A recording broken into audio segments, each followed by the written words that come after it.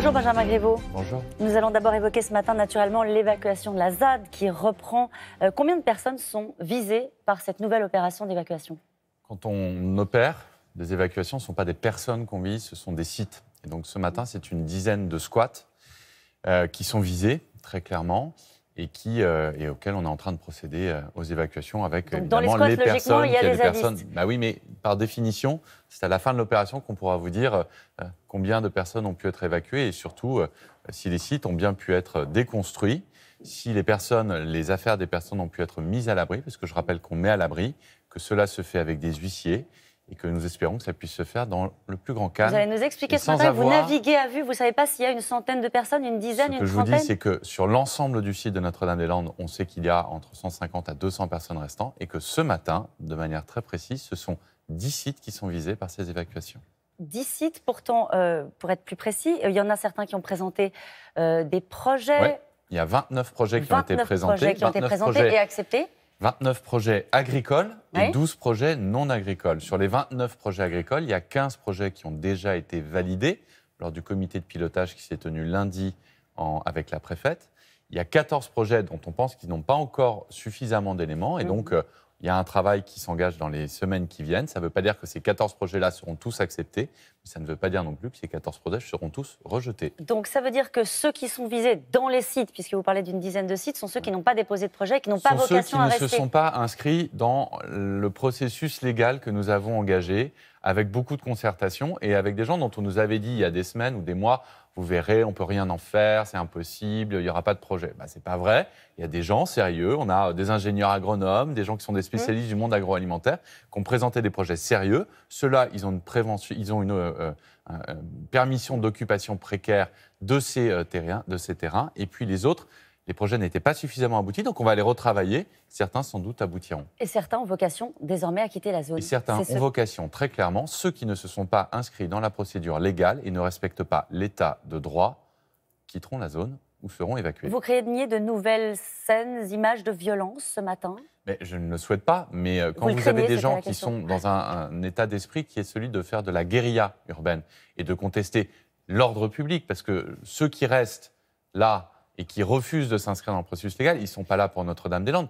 Ils se contrefichent de l'avenir agricole du site. Ils sont là pour casser du flic, pardonnez-moi l'expression, et semer le trouble à l'ordre public. C'est leur seule motivation. Ceux-là, force restera à la loi et ils seront évacués. Est-ce que toutes les voies de circulation ont été rouvertes? Je ne dispose pas de l'information, mais la grande majorité d'entre elles, oui, sachant qu'il y avait évidemment une première évacuation de matériel qui se trouvait sur les routes et empêchait la circulation, que ça a été dégagé, que certains ont tenté de remettre, et c'est pour ça que ça prend du temps. Je rappelle que dans le premier mois seulement, 170 bennes de déchets ont été évacuées pour permettre d'avoir à l'avenir des routes qui restent libres à la circulation. C'est le dernier épisode de la ZAD? C'est en tout cas un épisode important, puisque ce sont encore 10 squats. Et ce travail-là va se faire, vous savez, en continu. Ça fait 40 ans que la situation était bloquée. On vous laisse un peu de temps, c'est ça que vous demandez? Je trouve qu'en 2 mois, la situation a fortement avancé, en tout cas plus que depuis 40 ans. Vous avez évoqué l'état de droit. L'état de droit, pas partout. Que dites-vous aux étudiants à qui on explique que leurs examens sont annulés, reportés, ou à qui on dit, parfois certains sont très contents, qu'ils vont passer leurs examens tranquillement chez eux avec des procédures en ligne. Est-ce que vous savez combien d'élèves sont concernés? Je sais combien d'examens se sont tenus. 15 000 sessions, soit 2 tiers des partiels qui doivent être tenus pour arriver à la fin de l'année universitaire. 2, les examens qui se passent en ligne sont parfaitement validés par l'Éducation nationale et par... Non, ça veut dire qu'à ce jour, 2 tiers des sessions se sont tenues. Ça ne veut pas dire qu'un tiers a été empêché. Deuxièmement, je dis aux étudiants que l'ensemble des examens se tiendront soit dans leur université, soit sur des sites délocalisés comme on l'a déjà organisé, soit en ligne. Mais les examens seront tenus, ce n'est pas une minorité, à nouveau, souvent de gens qui ne sont pas étudiants et qui sont très loin, qui jouent un 3e tour de l'élection présidentielle en empêchant la tenue d'examens, y compris des députés, y compris un député de la France Insoumise, Éric Coquerel, qui s'est joint et à empêcher des étudiants, et voir quelqu'un qui a plus de 60 ans, qui est député, qui vit de la politique depuis 20 ans, empêcher des étudiants de 19 ans, qui souvent travaillent la semaine pour payer leurs études, et pour eux, avoir un semestre de retard, c'est très compliqué. J'ai trouvé ça, permettez-moi de vous le dire, affligeant. Mais vous le vivez un peu comme un échec, le fait de ne pas avoir pu assurer une tenue correcte des examens. Parce que c'est vrai que depuis le début des occupations... 2 tiers des examens se sont tenus. Je ne peux pas vous laisser dire qu'il y a un échec. Il y a 2 universités occupées sur 73. 2 sur 73. Donc je veux bien qu'on jette l'image, les projecteurs, même plus qu'une depuis que Rennes a été évacuée. Donc, il reste je ne parlais pas université. des occupations, je pensais à des examens qui sont empêchés. Mais ce que je suis en train de vous dire, c'est qu'on ne parle jamais des examens qui se passent bien et qu'on parle toujours de celui où ça ne va pas. Donc j'entends, c'est votre pessimisme naturel. Moi, j'ai une nature optimiste, mais aussi une nature optimiste. Et donc, dans la nature optimiste, c'est de dire que les examens se sont tenus, vous dire qu'ils vont continuer à se tenir et qu'il n'y a pas un seul étudiant qui sera empêché de passer un examen, que ce soit sur site universitaire, sur site délocalisé ou en ligne. Et que ce ne seront pas des examens au chocolat, comme avait dit le président de la République. Quand on va passer ces examens en ligne à la maison, ce sera quand même un examen qui vaut pareil que les autres. C'est pratiqué déjà. D'accord. Hors sujet d'occupation ou d'empêchement, ça se fait à l'étranger. Donc vous savez quoi? Oui, ce ne seront pas des examens en chocolat. Parlez, Benjamin Griveaux, de Hennebont. Je peux vous parler d'Hennebont, c'est dans le Morbihan, c'est là où je me rendrai ce soir à la rencontre de Français, comme je le fais moi depuis déjà plusieurs mois.